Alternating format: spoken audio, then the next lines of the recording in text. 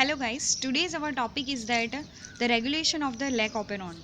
In this video lecture, we are talking about the lac operon regulation by the activator protein. Activator protein, which is nothing, it is called the catabolite activator protein CAP. Okay, the CAP site which is present in the promoter region, before the promoter region having the cap site. Okay, what is the importance of the cap site? Now we are talking in this video. The lac operon, which is a transcriptionally regulated in a second way known as a catabolite repressions. Okay तो यहाँ पर क्या होता है कि transcriptionally उसे regulate किया जाता है, कोई भी रिप्रेसर मॉलिक्यूल के थ्रू उसे रेगुलेट करता है तो उसे कहा जाता है कैटाबोलाइट रिप्रेशन। क्योंकि यहाँ पर क्या हो रहा है, लैक्टोज का कैटाबॉलिज्म ब्रेक हो रहा है, लैक्टोज का कैटाबॉलिज्म इनहिबिट हो रहा है, so that it is called that catabolite repressions.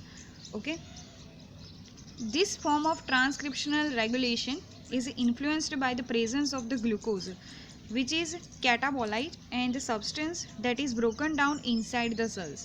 Okay, तो ये जो ट्रांसक्रिप्शनल रेगुलेशन पार्ट जो है वो किसकी प्रेजेंस में इन्फ्लुएंस होता है, तो ग्लूकोज की प्रेजेंस में। कि अगर ग्लूकोज प्रेजेंट होगा तो ये जो साइकिल है लैक ऑपेरॉन की वो क्या हो जाएगी, इनहिबिट यानी कि स्टॉप हो जाएगी। Okay, the presence of the glucose ultimately leads to the repression of the lac operon when unexposed of both glucose and lactose to the E. coli cells.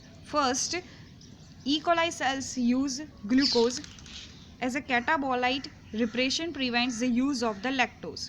Okay, glucose जो है वो first use करेगी कौन, E. coli cells, क्योंकि कैटाबोलाइट repressions यहाँ पर हो जाता है ग्लूकोज की प्रेजेंस में और वो लैक्टोज का यूज़ नहीं कर पाते हैं। Okay, why is this an advantage? Okay, तो ये उसका एडवांटेज क्या है, क्यों हम लैक्टोज को प्रिवेंट कर रहे हैं, तो उसका एडवांटेज ये है कि the explanation is efficiency. Okay, the bacteria does not have express all of the genes necessary for both glucose and lactose metabolism. तो इससे क्या होगा कि अगर वो ग्लूकोज को यूज़ कर रहा है तो उसके शरीर में जो भी एंजाइम्स बन रहे थे लैक्टोज कैटाबॉलिज्म के लिए वो अभी नहीं बनेंगे, यानी कि ट्रांसक्रिप्शन नहीं होगा तो जीन्स भी नहीं होंगे और जीन एक्सप्रेस नहीं होंगे तो प्रोटीन भी नहीं बनेगा। ओके, तो the bacterium does not have the express all the genes necessary for the glucose and lactose metabolism. Okay, सभी जीन्स वो एक ही वन ही टाइम वो रिलीज आउट नहीं कर देगा। If the glucose is used up, catabolite repression is elevated and bacterium then express the lac operon. जैसे ही ग्लूकोज जो है वो पूरे मीडिया के अंदर से समाप्त हो जाएगा तब जाकर वो क्या करेगा, लैक्टोज कैटाबॉलिज्म को एक्टिवेट करेगा।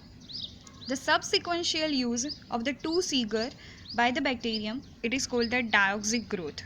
Okay, remember this terminology which is related to that of bacteria कि जब कोई बैक्टीरिया सब सिक्वेंशली दो सुगर्स को यूटिलाइज करता है और एनर्जी प्रोड्यूस करता है तो उसे कहा जाता है diauxic growth. Okay, is a common phenomena of that among the many bacterial species.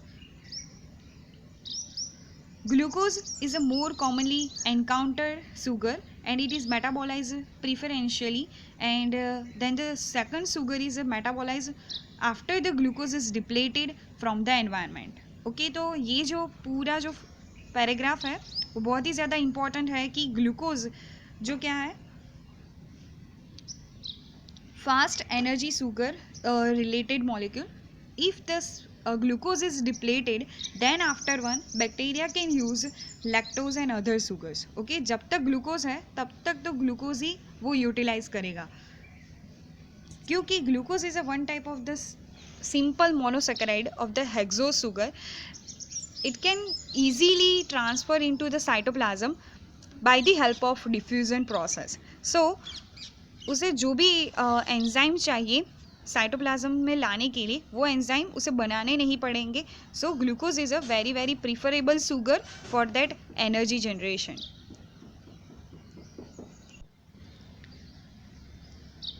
Glucose, however, is not itself the small effector molecule that binds directly to the genetic regulatory protein. Okay, तो glucose जो है is not itself a small effector molecule that binds directly to the genetic regulatory protein.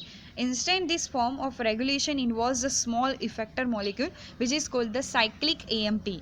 Okay, तो glucose जो है वो एक effector molecule है, उसकी प्रेजेंस में क्या होता है वो हम देखने वाले हैं. Okay, which is a genetically regulatory protein. Directly वो जीनेटिक्स को यानी कि लैकोपेरोन को इनहिबिट नहीं करता.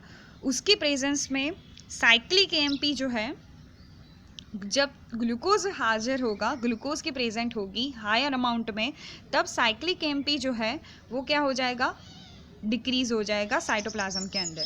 तो अल्टीमेटली क्या होगा कि वो हम देखते हैं अभी कि which is produced from the ATP by an enzyme known as a adenylate साइक्लेज.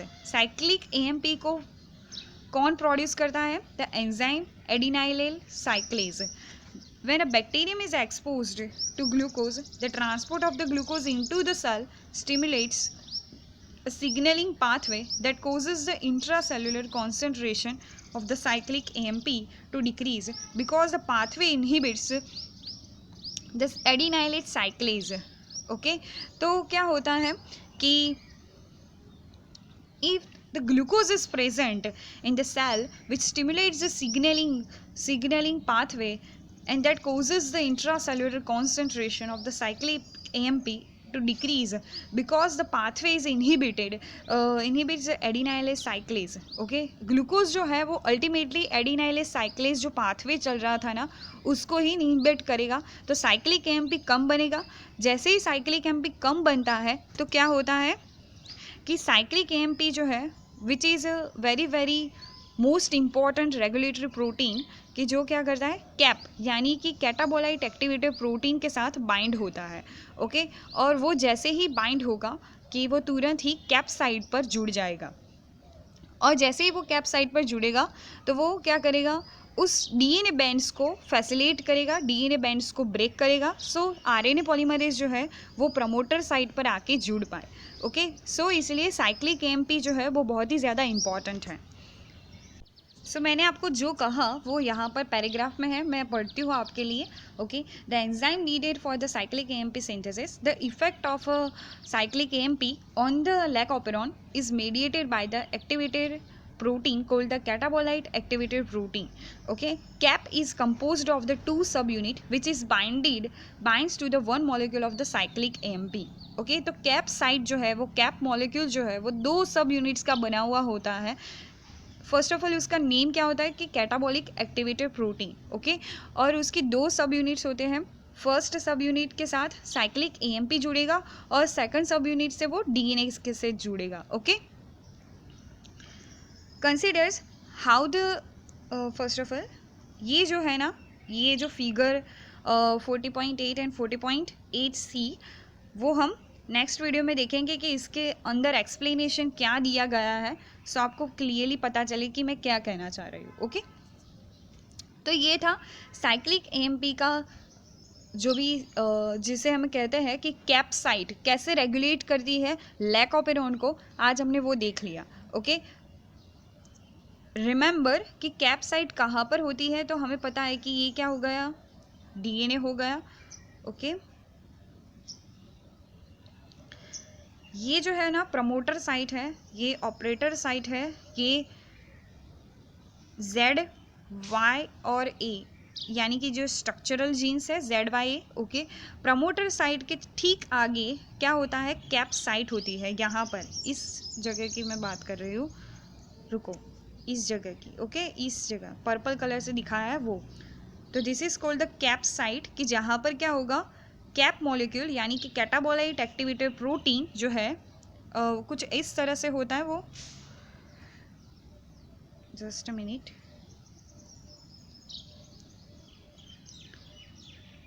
देखो कि कुछ इस तरह से उसकी साइट होती है. फर्स्ट साइट पर यहाँ पर और सेकंड साइट यहाँ पर, तो वो साइक्लिक एएमपी से यहाँ पर जुड़ेगा. ओके, साइक्लिक एएमपी, और ये इस साइड से वो डीएनए से जुड़ेगा. ओके, तो ये क्या करता है, लैकोपेरॉन को फैसिलिटेट करता है कि अगर ये साइक्लिक एएमपी और कैप का जो कॉम्प्लेक्स है अगर वो कैप साइड पर जुड़ जाता है तो वो क्या करेगा, डीएनए की 2 स्ट्रैंड्स है, ओके, उन 2 स्ट्रैंड्स को वो क्या करेगा, हाइड्रोजन बॉन्ड को ब्रेक करेगा और then after one RNA polymerase जो है वो उसका काम जो है वो इजी हो जाएगा कि वो अब ट्रांसक्राइब कर पाएगा ये सभी जीन्स को, ओके। अगर ग्लूकोज की प्रेजेंस जो है वो कम है तब, ग्लूकोज की प्रेजेंस कब, तब साइक्लिक एएमपी ज़्यादा, जब ग्लूकोज ज़्यादा तब साइक्लिक एएमपी कम होगा, okay. Remember this phenomena, okay. I hope you are clear about that the lac operon regulation by that activator catabolite protein.